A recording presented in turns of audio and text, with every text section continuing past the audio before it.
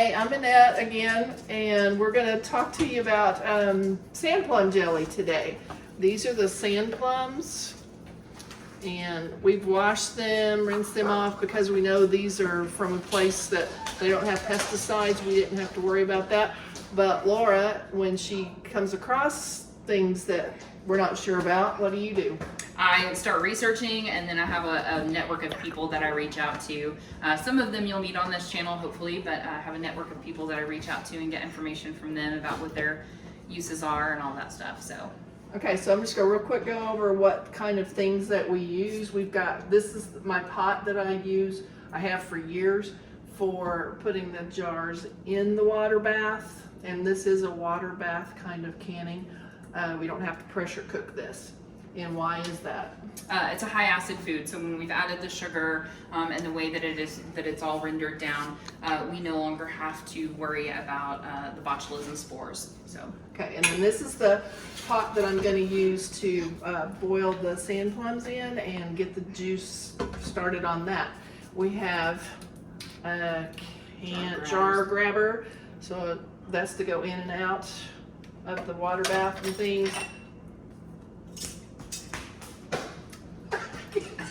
A whisk. A whisk, thank you. The jars, we've got this size jars that we're going to use for jelly because those are half pints. Half pints. We also, because I want to make some for the family, this time we're going to be using some pint jars, yeah. And the rings, the seals, lemon juice. We need lemon juice in that. That's what boosts the acid and makes it safe for water bath canning. And this is like Sure Gel pectin. That's the low sugar version. Yeah, low sugar, but I thought you said lotion. And then this is, we've got just regular pectin that we got on Amazon. We buy in bulk. Bulk. I think it was Hoosier Hill Farms or something like Hoosier that. Hills. And then this. Canning funnel. Yep, your funnel. That makes it much easier. And we'll get into how we put that all together in a bit. Yep, and we have a guest spotlight today. We will not be showing her face, but my little niece is here. Say hi. Hi. And she is 9 years old. Yep, and she is a regular in helping us can. So yes. This really is multi-generational, and this is how we keep it going, is by sharing it with the littles and encouraging them to can as they grow up. So. Okay, so our next step's going to be just to put the sand plums in the pot and get those boiling. All right, so we've got the sand plums in here. This is roughly 5 pounds of sand plums, and then we've just covered it with water. We're gonna cover and start to let it simmer. All right, Mammy, so how do we know when the sand plums are ready? Okay, well, oh, there's a leak. Well, hold on, let me ask my niece first. Do you know how we know if when the sand plums are ready? They change colors. Yep, they start losing their color. Mammy, what else? See how these are starting to break apart. Skin's starting to peel. Split. Yep. And we had so many, I had to do a whole nother bowl, so we're gonna have more than anticipated. So, Awesome. yep, so once we get that done, then we'll start straining them. Awesome. Okay, so we're gonna start, and what I have is, under here, it's just a strainer. It's the only one I've got, which was my mom's, and I always like using it just because it was my mom's. And we're gonna put sand plums in there, as many as I want to work with at one time. You don't want to overload that because then it's harder to get all the goodness out of them.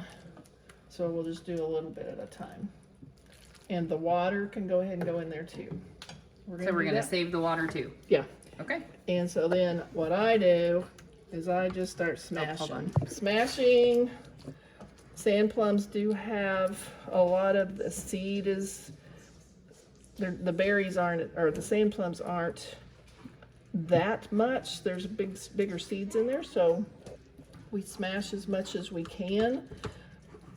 Instead of using cheesecloth, I use this as like a flour sack.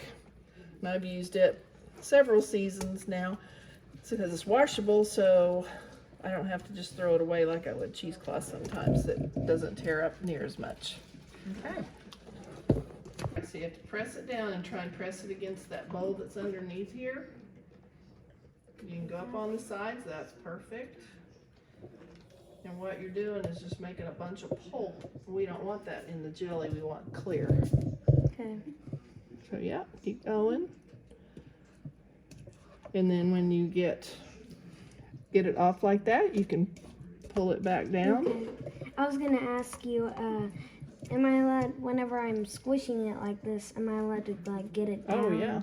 Or like save it there so I can like go around and not push it down? You can just experiment. That's part of the fun. Yeah. I See- love Okay, so explain to us why you're using this, little sis. because it's easier Mm-hmm. to mush than anything else that I prefer. Okay, so she was having trouble manipulating that thicker handle on the spoon, so this was a little bit easier for her smaller hands. So all we're really trying to do here is break up the sand plum and extract as much of the juice as possible, and that's exactly what we're doing here. That's a lot of juice. It is. It's almost all juice. Good job. So we don't want the little kids around the stove, so I'm gonna pour, this is 5.5 cups of juice, and we still got more, so we'll have enough for another batch. What will we do with the extra juice that we'll render off in just a minute? Oh, what will, I thought you said, oh, okay. What do you want to do with the juice that we're fixing to render off? Probably because it's later at night, we're probably gonna put it in a baggie and freeze that and label it, and then when we don't have sand plum juice, like maybe next year, then we have lots of juice to make more next year. So we Okay, so pectin is a fruit byproduct, and so what it's going to do is it's going to be what makes the fruit gel or the juice gel, and it is necessary, not in all jams and jellies, but for the most part, it's pretty necessary. So yeah, so I think it's like 6 tablespoons. 5 for it would be the same as a box of pectin if you buy like Sure Gel. So it would be 5 tablespoons. Yeah. So Hey, wait, yeah, wait. and again, that's the thing that we buy in bulk. And so yeah, so we're just gonna stir that up. We're gonna stir that in for until we no longer see it, and then we're gonna let that cook. We're gonna let that come to a boil. We're gonna let it boil hard for a minute. And what I do, you'll see in a minute, it starts to foam up. So what we do is add just like a half a teaspoon, just a little bit of butter. If you put that in there and melt it, then it takes away some of that foam where it Want me doesn't to foam stop up. stirring or keep on? No, go ahead. Yeah, it goes. Okay, so she's stirring that for me, and you can see a little foam forming on there. So that will come off after a while. And that's from the pectin. Right, It's and totally normal. yeah, and I'm warming this up. This is the water bath. So I've got that going, warming it up for the rest. And while this is working, we're gonna keep squeezing the juice out of the others so we can clean that part up. Yep. Does that mean we're gonna make more batches of jelly? Yes. Yeah, and we're just gonna let this, like I said, we're gonna let this come to a hard boil for a minute, like a boil that you can't stir down. We're gonna let that come to a boil for a Is minute, this enough? and then we will No. add sugar, which is our next ingredient. Okay, right now I'm just gonna add lemon, like 2 tablespoons, just to add a little bit more acid. That's good, and it's been boiling. So now we're gonna add our sugar. How many cups of sugar are we adding into this? 7 cups of sugar, so diabetic attack. It's not good for if you've got diabetes. You can add it a little at a time, but I just go ahead and do it all at the same time because it seems to work just fine for me. Gives my little hands a workout. So you want to make sure that that's all incorporated. And this is mainly what I use my whisk for. After I get it blended in there and it's melted, then I'll go back to my spoon. And you can see, I think it's changed back to that pretty sand plum color. Yeah, so if you didn't see it on video, so we started off with those really beautiful red sand plums, and then they kind of lost their color in the water. The juice was red, and then as we started boiling it, it kind of went a duller pink or a duller orange, and once we added the sugar back, it's that beautiful And the lemon reddish does that pink. too. Yeah, reddish pink color. Science is fun. Okay, we're gonna bring this back up to a boil. How long are we gonna let that boil for? You can, it says, like, most recipes say a minute or two, but I usually let it go a little bit longer because my stove does not work like normal stoves for some reason. So I have a question that other people might have too. For the pectin, when we say let it go for a full minute, why is that? as it says so. It activates the pectin. Okay. I don't worry about the science. I worry about the outcome. Yeah, so you need that hard boil because it really it fully dissolves the pectin, and then it also will activate it. So Okay, so see that we've got this good liquid, and once it gets to a boil, then I'll start watching to see if it doesn't come off like that. It's going to start getting where it's starting to stick. yeah, so it's a little bit thick, thicker than it was because we put the sugar into the hot and the sugar is dissolving. But we'll show you what we mean, and we'll do a close-up of what we mean and how we know that it has reached the setting point. What will make jelly and what won't. Okay, so I'm just going to let that sit and get it boiling again. So we'll come back. When we say rolling boil that you can't stir down, this is what we're talking about. So you can't stir this boil down. This has been going for about 30-45 seconds, so we're going to let that ride. And then I'm going to turn it back over to Mamie and let her show you what she's talking about how we know when it's set. Okay, so right now she's checking to see if it's set. See how it's stringing? Like we call that, it's almost pulling a thread. But it's starting to gel, you can tell. So it's not just dripping straight off. And I did turn my heat down so it's not so roiling boil. But you can see all the foam, that's going to go down as soon as we turn the heat off. If you've got a gas stove, this is much easier to do than on an electric stove, so just know that, because you can control the heat so much easier on a gas stove. Yep. But I haven't had that in years. I cook on gas and I love it. And I haven't had gas in years for cooking. You guys didn't see it, but she turned and gave me a look like she knew she'd made a funny. Okay. Would you say that's about ready? That What do you is think? pretty close. So I'm gonna get closer so you guys can see how it is just, it's pulling its own thread almost. So in candy making, that would be when it's pulling a thread, you would know it was ready, but I would say that's pretty close. Another way that you can do for people who are newer, you could put a small, like a dessert size ceramic or glass plate in the freezer for a little bit before, like 20-30 minutes before, and then you can take a spoonful, like a small teaspoonful, and put it on that plate, and if you can run your finger through it in 30 seconds and it won't trail, like it leaves an open trail, then you're probably pretty good. Okay. It's getting faster where it doesn't take as long to tighten up. So I'd say by the time the heat cools down just a bit, it's going to be ready. I don't know if you can see, but inside here there's like foam. That will settle and leave little white spots in your jelly, so I skim that off. You can also do that when you're skimming jars, like after you've poured it, Yeah. if you didn't get it all. It'll usually settle on top and kind of like if you've ever done pudding, it'll make that skin on top and you can pull it then too. And it doesn't hurt anything, but it just doesn't look as pretty as the clear. And I'm gonna go ahead and take a jab at one of my sisters-in-law. They'll Yeah. throw an entire jar away because they see the white on top and just assume it's mold. but it's actually just the pectin that's settled. Well, they've learned since not Yes, to do they've that. since learned, but yeah, threw an entire jar of, I think, dandelion jelly away for that.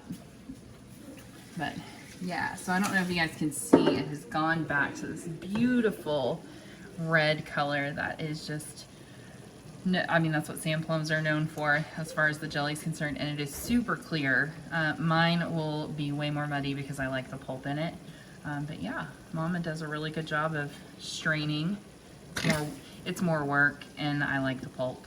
It goes further. I use the pulp for blackberries and different things like that, but not for the sand plums. Okay. Meanwhile, I've got the other pot ready. It's boiling, I think. Yeah, we've got the water bath ready. Yep. It's Yeah, oh rolling. yeah, it's ready to go. And so we're gonna be, since this is hot liquid and we're putting it in these jars, it's gonna be hot into hot. You never wanna do hot into cold or cold into hot. It needs to be either lukewarm and lukewarm, or cold and cold, or hot and hot. And this is the part where you have to work fairly fast. Quickly. So she's just gonna ladle that into jars. So again, these are 1/2 pint jars, or jelly jars. And yeah, so we're just gonna fill these jars and then we will be back with the next step. Worse than having a split. All right, so now that she's kind of getting ahead, we're gonna take, this is just Wet. a wet rag. You can use vinegar. I use paper towel and vinegar. It's just what I prefer. And then you're just gonna wanna wipe the rim clean. Again, these are sterilized jars. I already washed those, made sure there's no chips, because we reuse our jars. And so this would be if you were gonna skim anything extra off the top, this is where you would wanna do it. So what we're gonna do is we're just gonna take our lid. Again, these are, the way that the seals are made now, you do not have to pre-warm them. Which is awesome. And just an extra for you, if you are canning for the fair, and I do, every jar has a front, except Like, these fruit jars, I there's don't the- like it, but every jar has a front. And so this one, I don't know if you can see it, is a quilted jar, and it has like this smooth place there for a label. That would technically be the front. And so you want to line up the wording on your lid to be centered with that front. And so that's pretty centered. And then you just screw your ring on, finger tight, that's it. And that's ready for the water bath. So we're just gonna keep doing that, and then we'll show you putting them in the water bath. Okay. All right, so we're gonna start transferring these into, they have the lids and rings on. We're gonna start transferring these into the water bath. You can't get too close or it'll steam up, but you're just gonna kind of try to make sure that they're evenly spaced through there. This will hold 8, I think. 8 half pints. And we don't, around here, we don't let anything really go to waste. Nope. So we had a little bit of extra. So I'm just gonna put that in the refrigerator and then we'll have that for later. Maybe 7. Yep. I will do All right, another. so we're gonna let those ride for how long, maybe? 10 minutes. I usually do 11, just to make sure it's, because you need to do it boiling and it's not, Needs to be a rolling boil, Yeah. so we can count it from now because it's rolling. That's a rolling boil. So we're gonna set the time for 11 minutes. or you can do it for 10. Recipes usually say 10, but I just like to give a little extra just to make sure they're sealing. Okay. So then the next part, clean up. Yep. And the fun begins. The fun begins.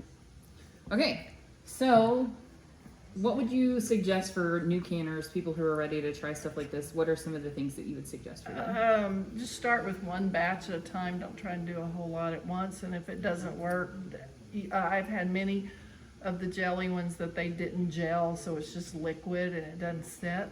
So you can always go back and reprocess it, add a little more pectin or add a little more sugar, and then so don't think of it as a fail. And also, if it doesn't gel perfectly, you can use it as a syrup. So like That's on true. pancakes, things like that. It's pretty good. And that's a delicious way to use ones that don't gel. I would say give it at least 24 to 48 hours before you make a decision on whether or not it's going to gel. I recently did a batch of something, and it was multiple berries in the gel or in the jam, and there was so much water content. It took an entire week for it to solidify. I thought I was gonna have to reprocess it, and a week had gone by, and I was like, I guess I need to reprocess that. Which reprocessing, for those that are new, just means you're basically removing the lid and the ring, you're dumping it out, you're breaking the seal, and you're starting over. You usually add just more pectin and then a little bit more sugar to kind of activate the pectin. But yeah, you don't have to toss it out. It's not a complete loss. But you do have to use a new seal. You do have to use a new lid. So Yes. don't.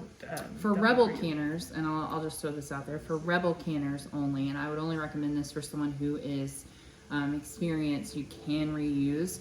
It's not recommended. I will only reuse if I'm water bathing. I will never reuse on something that I pressure canned. Okay. And let's see. Well, I was just telling Laura a while ago that I made red bud. That's the Oklahoma native tree, the national, or what, the state tree. I think so, yeah. And I made some 2 years ago that I looked, and it's liquefied again. So some things don't stay stable as long as others. I got some strawberry and blackberry and that kind of stuff that's still just as good as when I made it that day. So yeah, watch that. If it does go liquefied again, you just toss it and eat faster before it destabilizes. And so any advice that you would give for people who are looking to really get into canning? What would you suggest that they start with? Like, what's something you suggest they start with? Well, I would say jelly because it's easiest, and you And don't I have would to say pressure. anything pickled. Well, yeah, that's true. Does But the no, my brine- pickles don't turn out well. Mine are amazing. Yeah. She does pickled okra too. That's like Yes. yeah. I love pickling things. But pressure cooking, I wouldn't start out with that. I would do something you can water bath. It was probably a year and a half after I started canning that I was willing to try Just pressure because canning. it's scary. It's a little bit scary. Now I don't. I'm happy to take it on any time. But Yeah. But if you do what's the pot that y'all use? the Instant Pot. Instapot. It's kind of like that, but it's, I mean, because I don't use that because it You scares me. cannot, just for purposes of knowing Don't this, use the you Instant cannot use an Instant Pot to can. Yeah. There are electric pressure canners, not pressure cookers. Pressure cookers and pressure canners are completely different, and it has to do with how quickly they seal and all of that. So the purpose of pressure canning, and this will be a whole nother video Yeah, a whole too, nother but video. the purpose of pressure canning is it takes longer and you're cooking things in the jar longer and you're killing botulism spores. So, Yeah. but we'll talk more about that in But another you, video. okay, so if you don't have like dandelions around, or like we have sand plums in our area and stuff, if you can just buy like grape juice and use that to do make grape jelly, or That is a really great way to start. yeah, or strawberries. Buy frozen strawberries or fresh strawberries, and you can use those too, and you just process them the same way. That's what we're doing. Most fruit jelly recipes are about the same as what we did with this. It just Yes. depends on the sugar, how much sugar you use, and the sweetness of the fruit. And what is the difference for people who are new? What is the difference between a jam and a jelly? Jam has the pulp in it and has more Or of the whole seeds. berries or whole, yeah. The seeds, you don't strain it like I did. It's not going to be clear. It's going to be more meaty, have more fruit in it. And jelly is The clear of clarified. essentially a tea of the fruit. It's straining the juice, but yeah. Yeah. It's the juice extraction. Which is the way you make dandelion jelly. You make a tea and you let it steep for 24 hours, and then you strain off the petals and then use that as your juice. So we can do one on that if people are interested on just and we find more dandelions. I've got We're kind of getting close to end of season on those, and the men in our lives are keeping the yards pretty well mowed. So yes. it's not a lot of opportunity for dandelion growth right now. Not in our yards at least. And that's another thing that's really important to us when we are sourcing things. We want to make sure that it's something that's not sprayed. So anything that you do with fruits or vegetables or dandelions or the red bud trees, anything that you're doing with that is concentrated when you cook it down. So think about if there's a chemical that's being sprayed on that, it's being concentrated down into that jar and you're feeding it to your friends and family. So we do not spray our yards with any kind of chemicals. If we're using something for stickers or whatever, it's usually a vinegar base, something more organic. But yeah, so we don't spray anything, and we try to reasonably and locally source things that we know are tended well and responsibly grown. So try strawberries or grape juice. Strawberry jalapeno is a favorite jelly that people around here like, that the family wants to have, and friends and stuff. Any of the pepper jellies are good. Yeah. So Yeah, so we would wholly recommend just jumping in and getting your feet wet and figuring something out. There are tons of videos, including ours, that you can watch on YouTube, or you can look at Pinterest and follow recipes. Do not recommend shortcutting anything. If there is a recipe, follow it to the T, especially when you're new, and you're less likely to have any catastrophic or fatal issues with And it not gelling. If you do want to use less sugar, get the Sure Gel that is, like I showed, the pink carton, box. and it's for less sugar. Mm-hmm. Yep. Okay. All right, we're gonna go take these out of the canner and show you what we got. All right, so they're coming out of the water bath. All right. And you'll start to hear pings. We say listen for the ping. That means that the jar's sealed. This is what they look like. Okay, and so just really quickly, this is some of what was extra that we didn't quite fit into the jars, and you can see it is already gelled. Like, I cannot shake it off the side. It's in the refrigerator. Yeah, so we put this in the refrigerator for just a few minutes. I mean, it is still warm on the bottom to the touch, but you can see it is gelled. It's not falling off to the side. So I would say that what is on the counter is absolutely going to set up, and this was a good jelly. All right, little sis, tell us what we're doing right now. We're gonna get Papa some bread. Who made this bread? Mammy. Mammy made some fresh bread. With the bread maker. You can see it's still steaming. We would not normally cut bread this early. We would wait until it's completely cool. But Papa is He's impatient. taste tester. All right, Okay. so we're gonna butter and put some jelly on this and see what they think about this He's in the kitchen. jelly. Good. Papa approves. Ding, ding, ding. Hey, Oklahomesteader, guess what's coming your way?